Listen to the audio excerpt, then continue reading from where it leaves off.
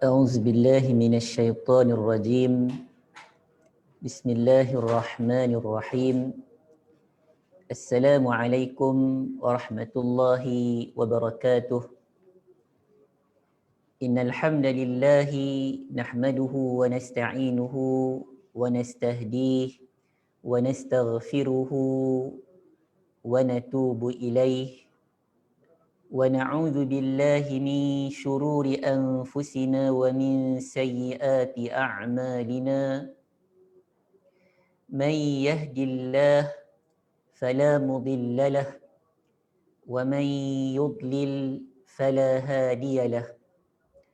أشهد أن لا إله إلا الله وحده لا شريك له وأشهد أن محمدا عبده ورسوله.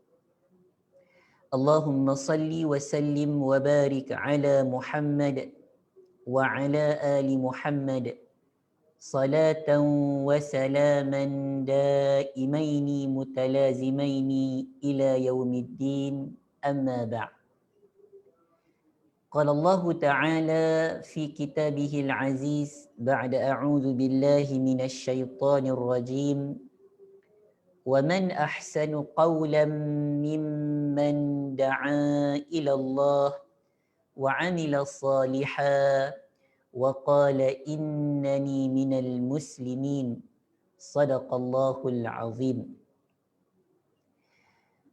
Sidang penonton, pendengar yang dimuliakan, Alhamdulillah, pertamanya marilah sama-sama kita merafakkan setinggi-tinggi kesyukuran kita kepada Allah Subhanahu wa Ta'ala, kerana dengan keizinan dan inayah daripada Allah Subhanahu wa Ta'ala, kita masih lagi diberikan peluang dan kesempatan oleh Allah Subhanahu wa Ta'ala untuk kita terus menerus insya-Allah mengabdikan diri kita hanya sahaja kepada Allah Subhanahu wa Ta'ala.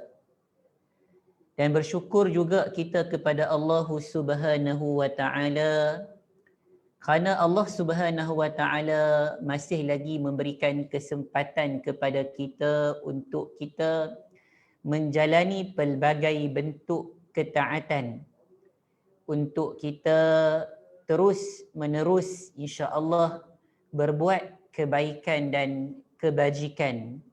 Mudah-mudahan Allah Subhanahu wa Ta'ala akan mengira akan kebaikan dan kebajikan yang kita lakukan ini sebagai amal salih di sisi Allah Subhanahu wa Ta'ala. Alhamdulillah, kita bersyukur kepada Allah Subhanahu wa Ta'ala. Pada petang ini kita masih lagi insya-Allah diberikan kesempatan untuk bersama-sama dengan silsilah kuliah online, bersama-sama dengan silsilah kuliah online Akademi Tarbawi insya-Allah. Dan pada petang ini kita akan sama-sama meneruskan pembacaan kita daripada kitab Al-Mustafadu min Qasasil Quran. Alhamdulillah, bersyukur kita kepada Allah Subhanahu wa Ta'ala. Sebelum ini kita telah pun insya-Allah mendengar ataupun mengulang kaji akan kisah Nabi Ibrahim alaihi salam, dan kita telah pun khatam ataupun tamat memberikan penjelasan tentang kisah Nabi Ibrahim alaihi salam. Dan insya-Allah kita dalam 2 siri yang lepas kita telah pun memasuki kisah anak Nabi Ibrahim alaihi salam, iaitu kisah Nabi Ismail alaihi salam. Dan alhamdulillah kita telah pun sedikit sebanyak berkenalan dan bertaaruf, dan kita mengetahui tentang Nabi Ismail alaihi assalam.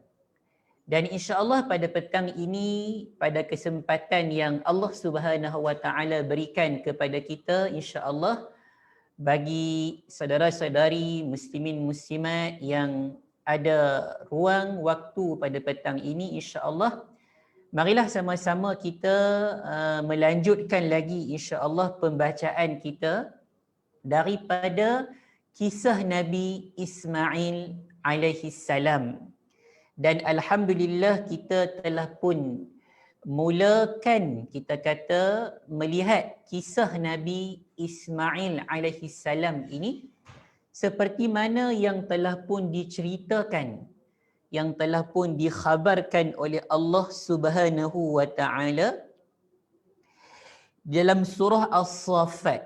Dalam surah As-Saffat yang mana kita memulakan, kita kata, pembacaan kisah Nabi Ismail ini daripada surah As-Saffat ayat yang ke-100. Ayat yang ke-100. A'udzu billahi minasyaitonir rajim. Rabbi habli minas salihin. Fabashsharnahu bighulamin halim. فلما بلغ معه السعي قال يا بني إني أرى في المنام أني أذبحك فانظر ماذا ترى قال يا أبت افعل ما تؤمر ستجدني إن شاء الله من الصابرين.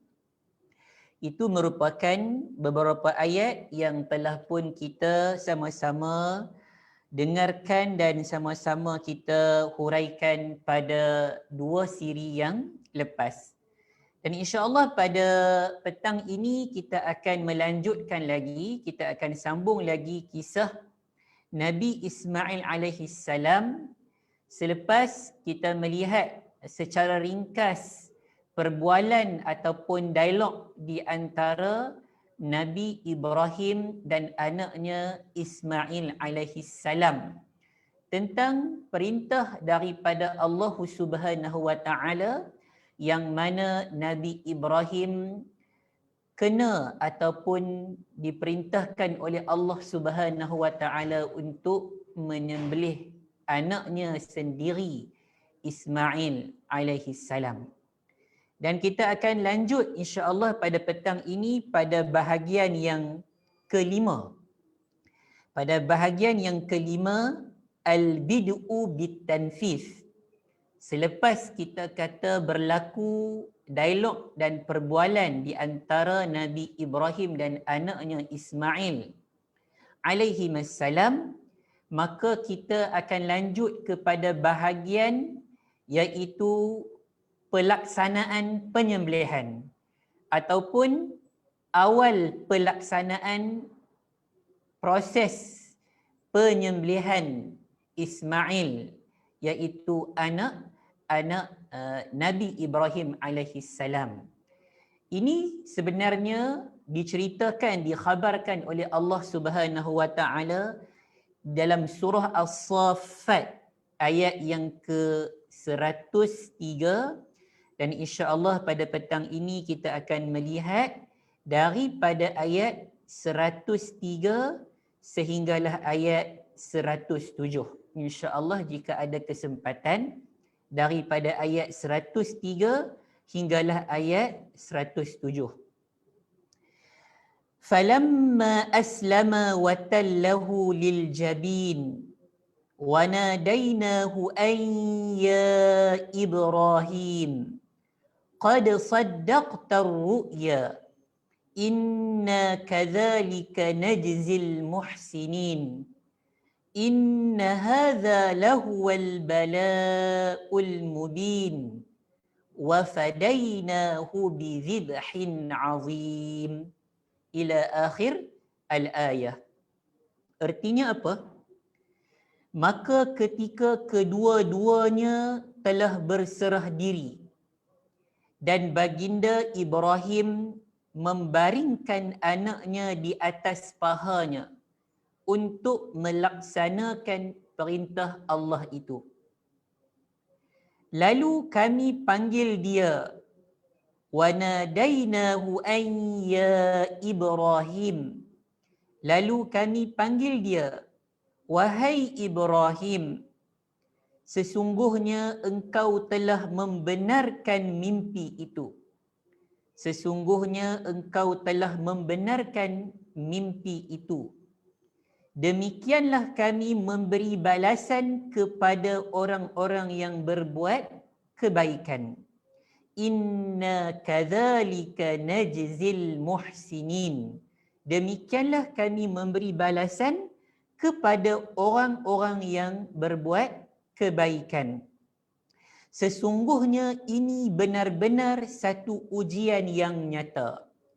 Jadi ujian yang ditimpakan ataupun yang diperintahkan kepada Nabi Ibrahim dan juga anaknya Ismail ini merupakan ujian yang benar-benar dan perintah yang benar daripada Allah Subhanahu wa taala. Seperti mana yang Allah rakamkan, inna hadza lahuwal bala'ul mubin. Sesungguhnya ini benar-benar satu ujian yang nyata. Dan kami tebus anak itu dengan seekor haiwan sembelihan yang besar. Dan di akhir ketika mana Nabi Ibrahim ingin melaksanakan perintah Allah Subhanahu wa taala, maka akhirnya datang perintah Allah Subhanahu wa taala yang mana Allah Subhanahu wa taala memberhentikan ataupun menghentikan pelaksanaan sembelihan dan memberikan ganti kepada Nabi Ibrahim alaihi salam, seperti mana yang Allah kata dalam ayat 107 daripada surah As-Saffat ini, wa fadainahu bidzibhin azim. Dan kami tebus anak itu dengan seekor haiwan sembelihan yang besar. Muslimin muslimat, saudara-saudari yang dimuliakan lagi dirahmati Allah sekalian. Cerita ini merupakan cerita yang kita semua sedia maklum. Dan insya-Allah pada petang ini kita akan mengulang kaji kembali akan kisah, kita kata, penyembelihan anak Nabi Ibrahim alaihi salam, iaitu Ismail, yang mana kita tahu dalam perbualan ataupun dalam siri yang lepas, apabila Nabi Ibrahim diperintahkan oleh Allah Subhanahu wa taala untuk menyembelih anaknya, dan perintah ini datang melalui mimpi, dan di sana berlaku, kita kata, perbualan di antara seorang ayah dan juga seorang anak, yang mana kita semua sedia maklum bila mana kita membaca ataupun kita melihat perbualan di antara Nabi Ibrahim dan juga anaknya Ismail, kita sangat-sangat kagum bahawa mereka berdua ini merupakan, kita kata, seorang hamba Allah Subhanahu wa taala yang juga nabi yang begitu menzahirkan rasa perhambaan mereka kepada Allah Subhanahu wa taala. Dan kita nampak, kita kata, penyerahan dan ketundukan daripada Nabi Ibrahim dan juga anaknya Ismail kepada perintah daripada Allah Subhanahu wa taala.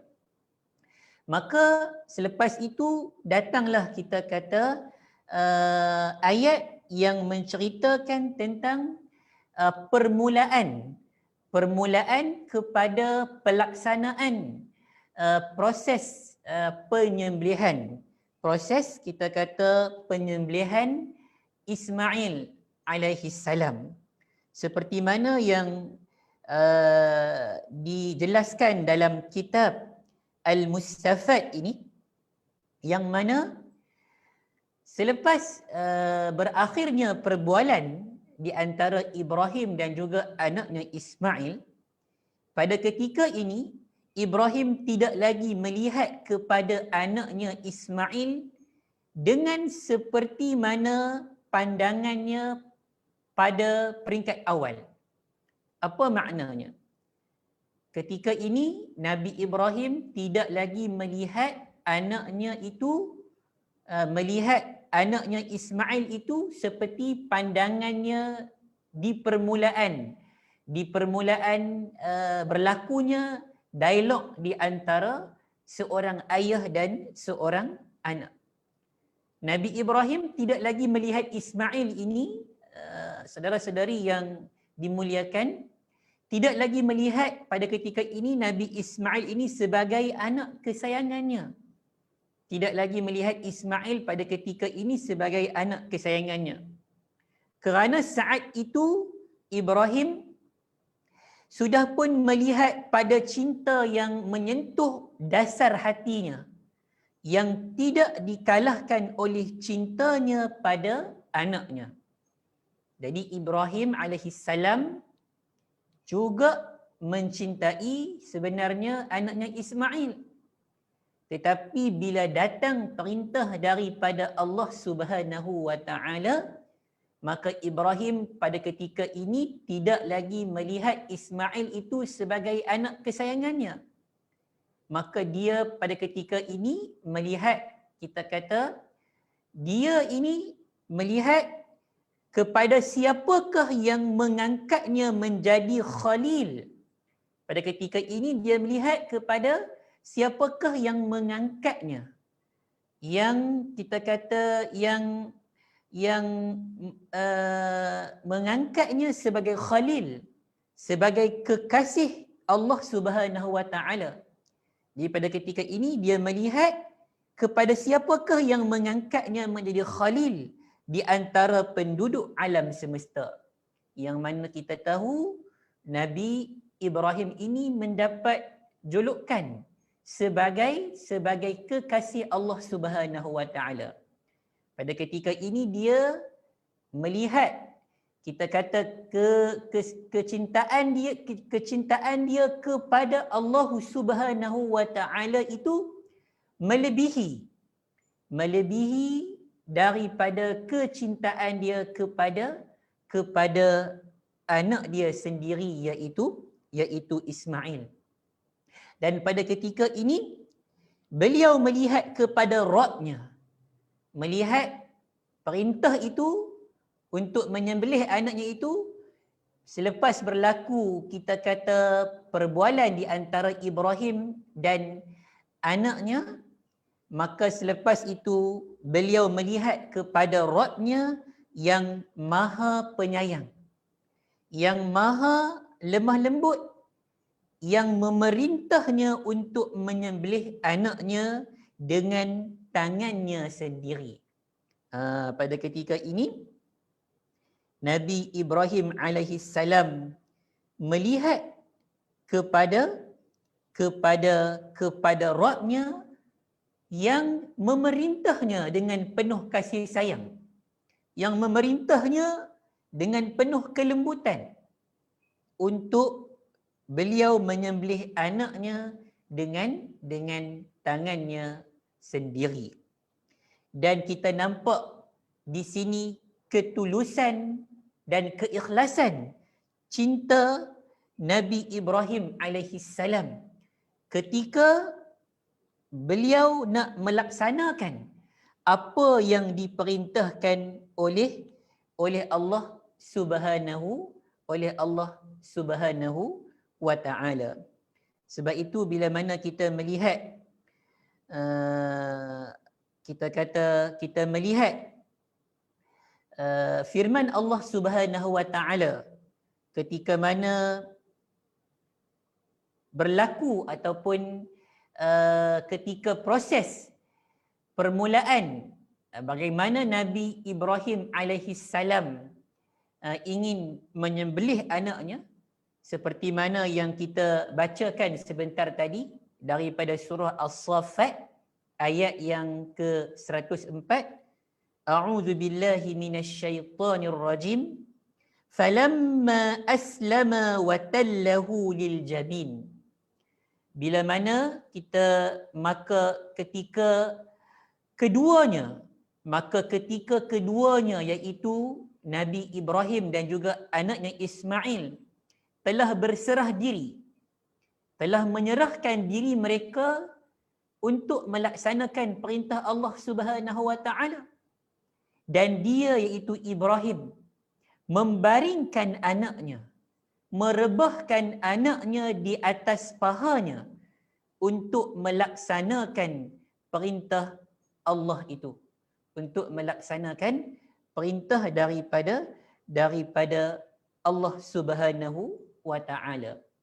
Daripada ayat 103 daripada surah As-Saffat ini dapat kita faham bahawa Nabi Ibrahim bila mana mendapat perintah daripada Allah Subhanahu wa taala untuk menyembelih anaknya, dan berlaku kita kata perbualan di antara Nabi Ibrahim dan anaknya Ismail alaihi salam, dan mendapat keputusan ataupun jawapan yang sangat baik daripada Ismail alaihi salam, maka Nabi Ibrahim ingin memulakan proses penyembelihan seperti yang diceritakan oleh Allah Subhanahu wa taala dalam surah As-Saffat ini, yang mana kita tahu bahawa Nabi Ibrahim membaringkan dan merebahkan kita kata anaknya itu sehingga keningnya yang sebelah menyentuh tanah.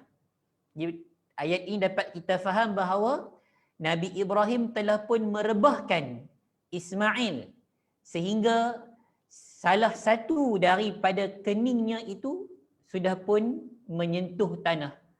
Maknanya apa? Maknanya ke arah penyembelihan.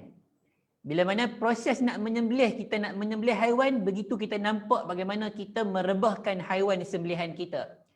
Begitulah direbahkan dan dibaringkan Ismail, anak kepada Nabi Ibrahim untuk dilaksanakan proses penyembelihan. Dan seperti mana yang telah pun dijelaskan oleh Ibnu Katsir, yang mana dalam mentafsirkan ayat falamma aslama wa tallahu lil jabin ini, kata Imam Ibnu Katsir, direbahkan ke tanah untuk disembelih. Maka Ismail anak Nabi Ibrahim itu direbahkan ke tanah untuk disembelih dari arah tengkuknya. Direbahkan ke tanah untuk disembelih dari arah tengkuknya tanpa melihat wajahnya ketika disembelih, agar lebih ringan bagi perasaannya, iaitu perasaan Nabi Ibrahim alaihi assalam. Jadi Ismail anak Nabi Ibrahim ini direbahkan dan disembelih, akan disembelih dari arah tengkuknya. Maknanya muka Ismail anak Nabi Ibrahim ini ke arah tanah, agar Nabi Ibrahim ketika ataupun saat ingin menyembelih anaknya ini, dia tidak dapat melihat muka ataupun wajah anaknya iaitu Ismail, dan dengan itu akan lebih memudahkan dan meringankan kita kata perasaan seorang ayah, kerana dia akan menyembelih dalam keadaan dia tidak melihat wajah ataupun muka anaknya Ismail. Begitulah seperti mana yang telah pun kita kata dirakamkan, dikhabarkan oleh Allah Subhanahu wa taala yang menunjukkan bahawa Ibrahim benar-benar ingin melaksanakan perintah daripada Allah Subhanahu wa taala. Kemudian kita masuk kepada bahagian yang keenam. Tadi bahagian yang kelima tentang proses pelaksanaan. Di awal proses pelaksanaan penyembelihan Ismail, maknanya dalam persediaan dan penyediaan ingin menyembelih Ismail, iaitu anak Nabi Ibrahim. Maka pada bahagian yang keenam seperti mana yang ditulis oleh Dr. Abdul Karim Zaidan ini, dia punya topik dia iqafu at-tanfiz wa taqdim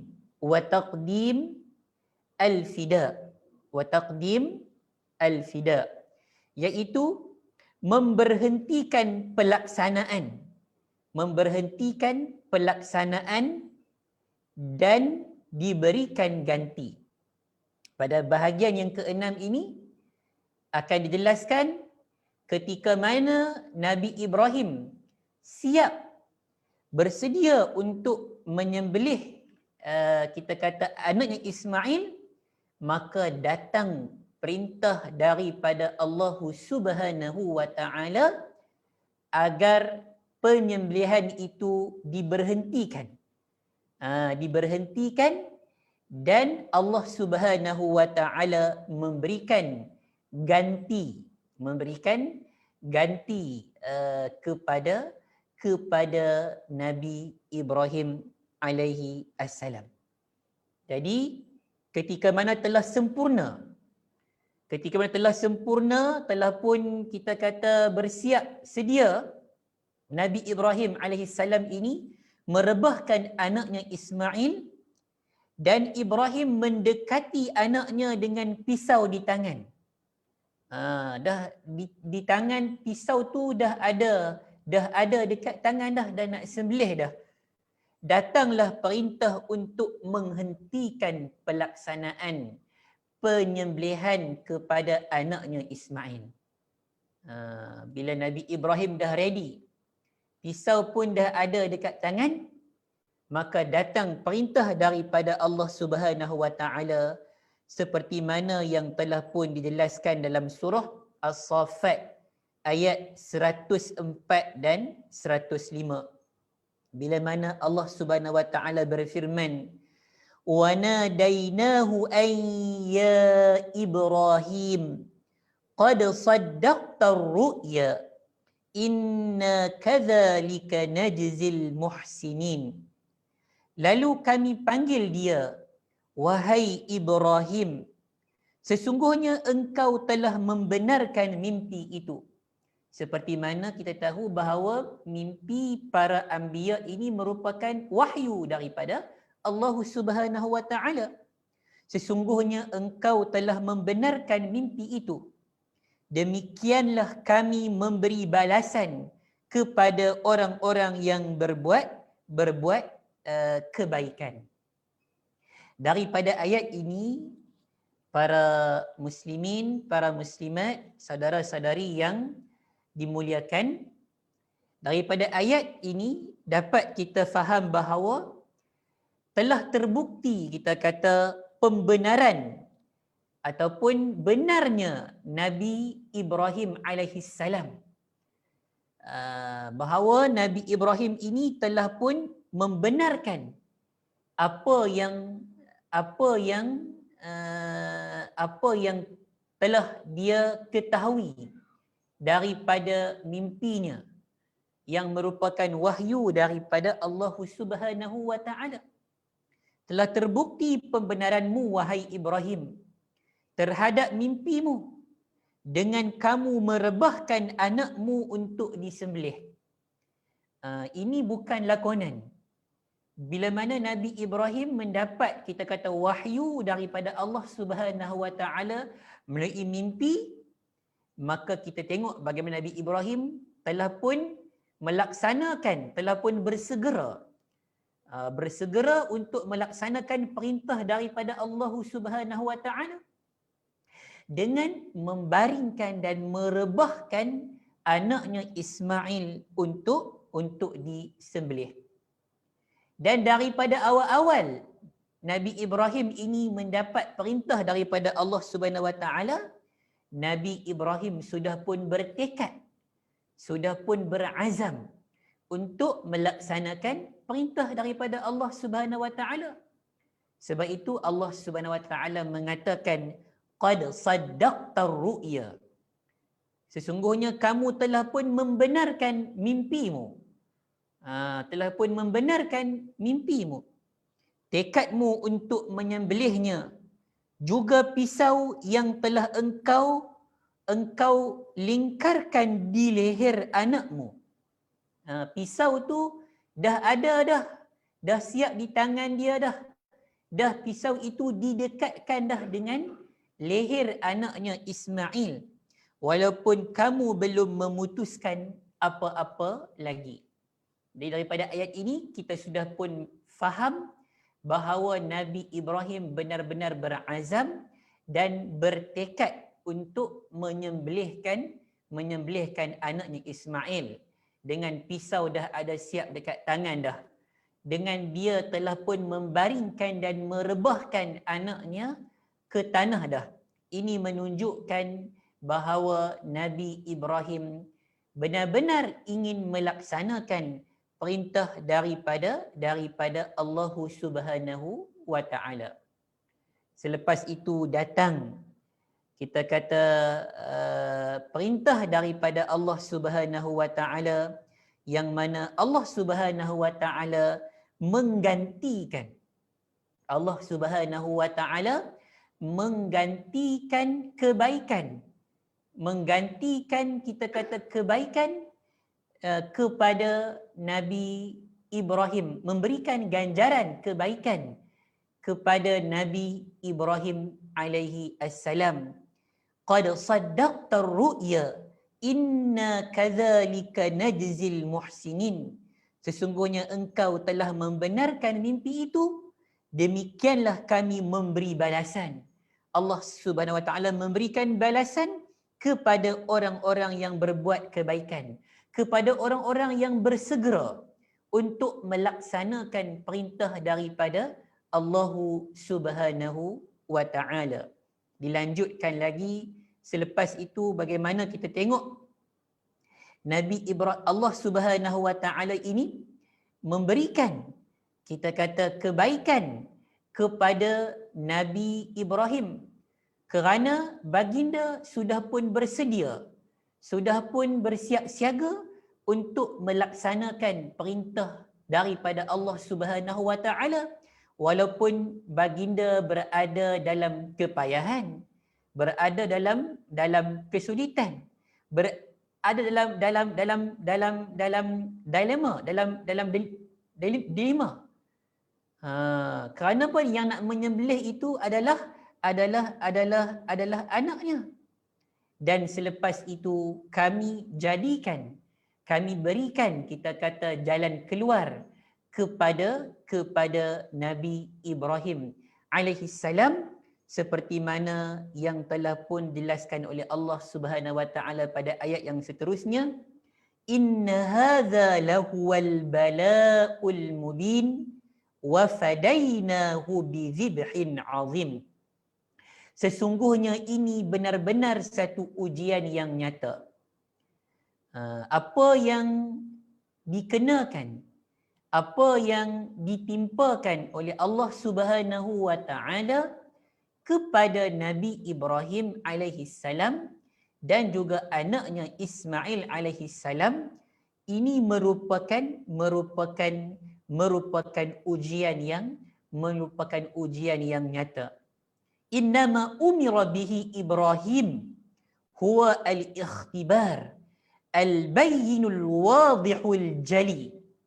Apa yang telah pun diperintahkan kepada Ibrahim ini merupakan satu ikhtibar yang jelas, satu ujian yang jelas, satu ujian yang nyata.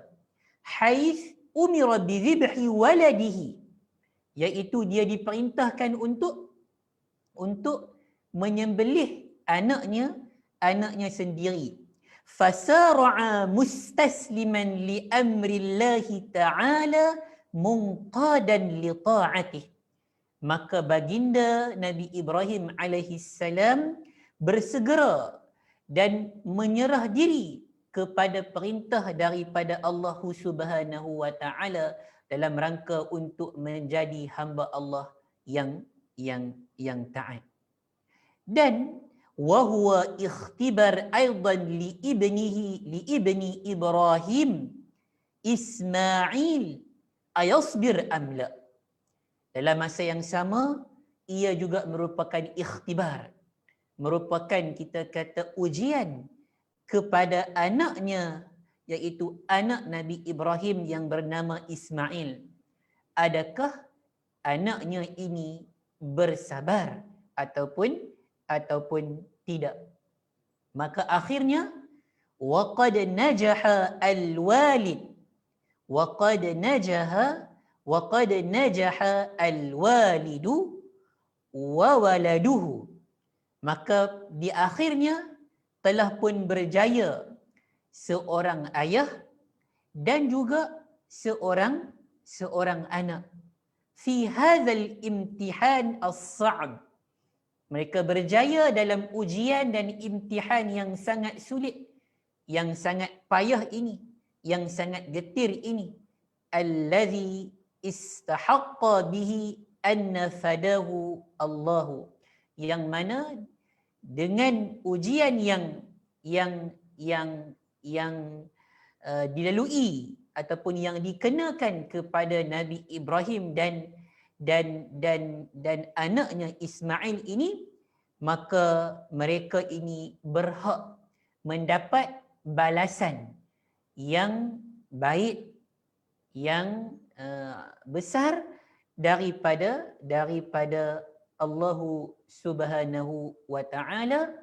Maka Allah Subhanahu wa taala menjelaskan pada ayat yang 107 daripada surah As-Saffat, wa fadainahu bizibhin azim, dan kami tebus anak itu dan kami ganti anak itu dengan seekor haiwan sembelihan yang besar. Ai bikabshin azim, dengan haiwan yang disebut sebagai kibash, yang dijadikan tebus, yang digantikan oleh Allah Subhanahu wa taala kepada Nabi Ibrahim alaihi salam. Dan daripada ayat inilah dapat kita faham bahawa ini merupakan asas ataupun dasar yang penting kepada kita sebagai umat Islam ini, iaitu bila mana kita disyariatkan oleh Allah Subhanahu wa taala untuk melaksanakan korban pada hari raya Idul Adha yang mana kita raikan dan sambut setiap tahun.